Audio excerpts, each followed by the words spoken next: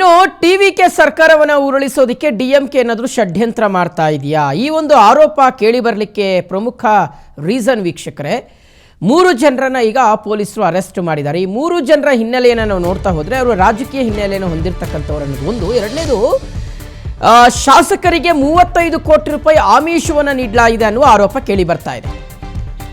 ವಿಜಯ್ ಅವರ ಸರ್ಕಾರವನ್ನು ಅಸ್ಥಿರಗೊಳಿಸುವ ಪಿತೂರಿ ನಡೀತಾ ಇದೆ ಒಳಗೊಳಗೆ ಅನ್ನುವ ರೀತಿಯಾದಂಥ ಅನುಮಾನ ವ್ಯಕ್ತವಾಗ್ತಾ ಇದೆ. 3 ತಮಿಳುನಾಡು ಪೊಲೀಸರು ಅರೆಸ್ಟ್ ಮಾಡಿದ್ದಾರೆ, ಚೆನ್ನೈ ಪೊಲೀಸರು ಅರೆಸ್ಟ್ ಮಾಡಿದ್ದಾರೆ. ಸ್ಪೀಕರ್ ಅವರ ಅವಿಶ್ವಾಸ ನಿರ್ಣಯದ ವೇಳೆ ಸರ್ಕಾರದ ವಿರುದ್ಧ ವೋಟ್ ಹಾಕಲಿಕ್ಕೆ ಶಾಸಕರಿಗೆ ಆಮಿಷವನ್ನು ಒಡ್ಡಲಾಗ್ತಾ ಇದೆ. ಸೊ ಹೀಗಂತ ಒಂದು ಆರೋಪ ಕೇಳಿ ಬಂದಿರುವಂಥದ್ದು. ಇಡೀ ಸಂಚಿನ ಹಿಂದೆ ಡಿಎಂಕೆ ಪಕ್ಷದ ಪ್ರಭಾವಿ ನಾಯಕರೊಬ್ಬರ ಕೈವಾಡ ಇದೆ ಅಂತ. ಅವರು ವಿ ಸೆಂದಿಲ್ ಬಾಲಾಜಿ, ಡಿಎಂಕೆಯ ಪ್ರಭಾವಿ ನಾಯಕರಾಗಿರುವಂತಹ ವಿ ಸೆಂದಿಲ್ ಬಾಲಾಜಿ ಮತ್ತು ಅವರ ಸಹೋದರ ಸೇರಿಕೊಂಡು ಟಿವಿಕೆ ಪಕ್ಷದ 15 ಶಾಸಕರಿಗೆ ಏಕಕಾಲಕ್ಕೆ ರಾಜೀನಾಮೆ ಕೊಡಿಸೋದಕ್ಕೆ ತಂತ್ರವನ್ನು ರೂಪಿಸ್ತಾ ಇದ್ದಾರೆ. ಆ ಭಾಗವಾಗಿಯೇ ಈ ಕೃಷ್ಣಗಿರಿ ಜಿಲ್ಲೆಯ ಊತಂಗರೈ ವಿಧಾನಸಭಾ ಕ್ಷೇತ್ರದ ಶಾಸಕರಾಗಿರುವಂಥ ಇಳೆಯರಾಜ ಅವರಿಗೆ ಯಾರೋ ಒಬ್ಬರು ಫೋನ್ ಮಾಡಿ, ನಿಮ್ಗೊಂದು 35 ಕೋಟಿ ಕೊಡ್ತೀವಿ, ಸ್ಪೀಕರ್ ವಿರುದ್ಧ ನೀವು ವೋಟ್ ಹಾಕಬೇಕು ಅಷ್ಟೇ, ಅವಿಶ್ವಾಸ ನಿರ್ಣಯದ ಪರವಾಗಿ ತಾವು ವೋಟ್ ಹಾಕಬೇಕು ಅಂತ ಆಮಿಷವನ್ನು ಒಡ್ಡಿದ್ರು ಅಂತ ಸ್ವತಃ ಊತಂಗರೈ ಕ್ಷೇತ್ರದ ಶಾಸಕರಾಗಿರುವಂಥ ಡಾಕ್ಟರ್ ಇಳೆಯರಾಜ ಅವರು ಪೊಲೀಸರಿಗೆ ಹೋಗಿ ಕಂಪ್ಲೇಂಟ್ ಕೊಟ್ಟಿದ್ದಾರೆ. ಚೆನ್ನೈ ಪೊಲೀಸ್ ಕಮಿಷನರ್ಗೆ ದೂರನ್ನು ಕೊಟ್ಟಿದ್ದಾರೆ. ಇದರ ಆಧಾರದ ಮೇಲೆ ಈಗಾಗಲೇ ಒಂದಷ್ಟು ಜನರನ್ನು ಅರೆಸ್ಟ್ ಮಾಡಿದ್ದಾರೆ ವೀಕ್ಷಕರೇ, ಒಂದಷ್ಟು ಜನರನ್ನು ಅರೆಸ್ಟ್ ಮಾಡಿದ್ದಾರೆ. ಆರುಂಬಾಕಂನ ತಿರುನಾವಕ್ಕರಸು, ಹಾಗೆ ತಿರುಚಿಯ ನರೇಶ್ ಮತ್ತು ಮೇಡವಾಕಂನ ತ್ಯಾಗರಾಜನ್, ಈ 3 ಅರೆಸ್ಟ್ ಮಾಡಿದ್ದಾರೆ. ಇವರಿಂದ ಸಾಕಷ್ಟು ಮಾಹಿತಿಯನ್ನು ಕಲೆ ಹಾಕುವಂಥ ಒಂದು ಕಾರ್ಯ ನಡೀತಾ ಇದೆ. ನಿಜಕ್ಕೂ ಸಹ ಆ ರೀತಿಯಾದಂಥ ಒಂದಷ್ಟು ಬೆಳವಣಿಗೆಗಳು ಅಥವಾ ಸಂಚು ಷಡ್ಯಂತ್ರ ಏನಾದರೂ ನಡೀತಾ ಇದೆಯಾ? ಓಕೆ, ಇದ್ರ ಬಗ್ಗೆ ಮಾತನಾಡಲಿಕ್ಕೆ ಹಿರಿಯ ಪತ್ರಕರ್ತರಾಗಿರುವಂತಹ ಸಮೀವುಲ್ಲಾ ಸರ್ ನಮ್ಮ ಜೊತೆ ದೂರವಾಣಿ ಸಂಪರ್ಕದಲ್ಲಿದ್ದಾರೆ. Sir, good morning sir. Good morning. Good morning. Yes, Shivashankar ಮಾತಾಡ್ತಿದ್ದೀನಿ ಸರ್. ಹೇಳಿ ಶಿವಶಂಕರ್. ಸರ್, ಇದನ್ನು ಯಾವ ರೀತಿಯಾಗಿ ನೋಡ್ಬೋದು ಅಂತ? ಯಾಕೆಂದರೆ ನೋಡಿ, ಸ್ಟಾಲಿನ್ ಅವರು ಹೇಳಿದರು ಒಂದು 6 ತಿಂಗಳು ನಾವು ತೆಪ್ಪಗಿದ್ದು ಬಿಡ್ತೀವಿ, ಸೈಲೆಂಟಾಗಿ ಇರ್ತೀವಿ ಅಂತ. ಆದರೆ ವಿಜಯ್ ಅವರು ಹೇಳ್ತಾ ಇದ್ದಾರೆ 6 ತಿಂಗಳಲ್ಲ, 6 ದಿನನೂ ತೆಪ್ಪಗಿರ್ತಾ ಇಲ್ಲ ಇವರು ಅಂತ. ಏನು ಹೇಳ್ಬೋದು? ಒಂದು ಡೆಮಾಕ್ರೆಟಿಕಲ್ ಸಿಸ್ಟಮ್ ಅಲ್ಲಿ ಒಂದು ಸರ್ಕಾರ ಅಂತ ಬಂದ್ಮೇಲೆ ಮತ್ತು ಸರ್ಕಾರ ಅಂತ ರಚನೆ ಆದ್ಮೇಲೆ ಸರಳ ಬಹುಮತವನ್ನ ಪಡೆದು ಅದಕ್ಕೆ ಫಂಕ್ಷನ್ ಮಾಡೋದಕ್ಕೆ, ಅದನ್ನ ಕಾರ್ಯನಿರ್ವಹಿಸೋದಕ್ಕೆ ಅಲೋ ಮಾಡ್ಬೇಕು.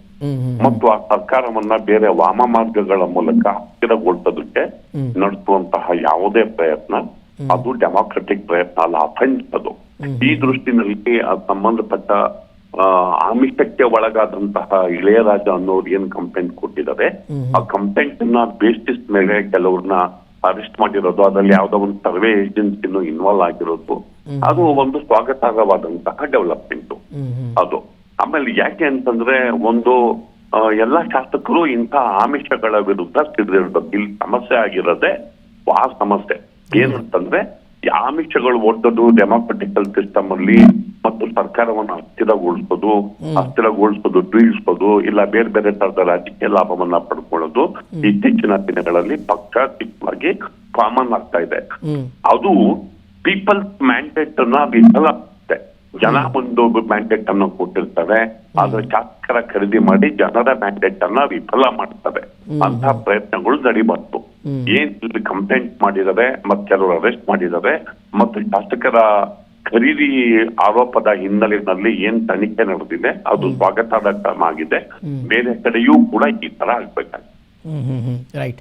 ಆಮೇಲೆ ಸರ್, ಇದು ಈಗ ಈ ಇಬ್ಬರನ್ನ ಸೆಳೆದ್ರೆ ಅದು ವರ್ಕೌಟ್ ಆಗಲ್ಲ ಅಂತ ಗುಂಪಾಗಿ ಕರ್ಕೊಂಡು ಹೋಗ್ಬಿಡೋದು ಸರ್. ಅಂದ್ರೆ ಇದು ಈ ಆಂಟಿ ಡಿಫೆಕ್ಷನ್ ಲಾ ಅನ್ವಯ ಆಗಬಾರ್ದು ಅಂತ ಈ ಐಡಿಯಾ ಬಗ್ಗೆ ಏನು ಹೇಳ್ಬೋದು ತಾವು?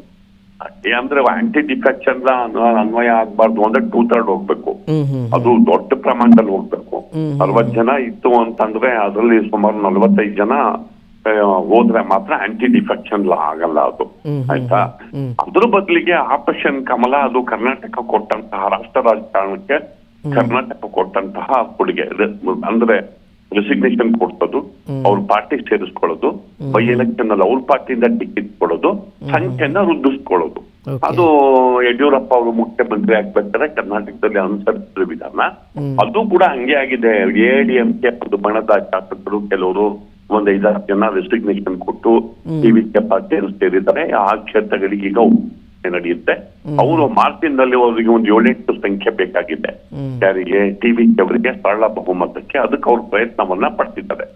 ಇಂಥ ಸಂದರ್ಭದಲ್ಲಿ ಅದು ಒಂದ್ ಕೇಸಲ್ಲಿ ಅದು ಏನು ಸುಳ್ಳು ದೂರು ನಿಜವಾದ ದೂರು ಎವಿಡೆನ್ಸ್ ಎಲ್ಲ ಬೇಕಾಗುತ್ತೆ. ಬರೀ ಪೊಲಿಟಿಕಲ್ ಅಲಿಗೇಷನ್ ಮಾಡಿದ ಸಾಲದು. ಅವರು ಫೋನ್ ನಲ್ಲಿ ಮಾತಾಡಿರೋದು ಅಥವಾ ಆಮಿಷ ಕೊಟ್ಟಿರೋದು ಅಥವಾ ಡಿಸ್ಕಷನ್ ಮಾಡಿರೋದು ಈ ತರದ ಎವಿಡೆನ್ಸ್ ಗಳು ಕೂಡ ಕೇಸ್ ನಿಲ್ಲೋದಕ್ಕೆ ಬೇಕಾಗುತ್ತೆ. ಬರೀ ಈಗ ಅವ್ರ ಗೌರ್ಮೆಂಟ್ ಇರುತ್ತೆ, ಇವ್ರ ಗೌರ್ಮೆಂಟ್ ಪೀಸ್ ಅಪ್ಲೈ ಮಾಡಕ್ ಪ್ರಯತ್ನ ಪಟ್ಟು ಅಂತ ಪೊಲೀಸ್ ಅವ್ರ ಕೈಲಿರುತ್ತೆ, ಅರೆಸ್ಟ್ ಮಾಡಿಸ್ಬಿಡ್ತಾರೆ. ಆದ್ರೆ ಕೋರ್ಟಲ್ prove ಆಗ್ಬೇಕದು.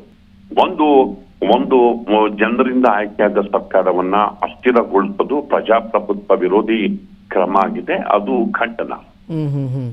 Okay, right. Okay, thank you sir. Thank you.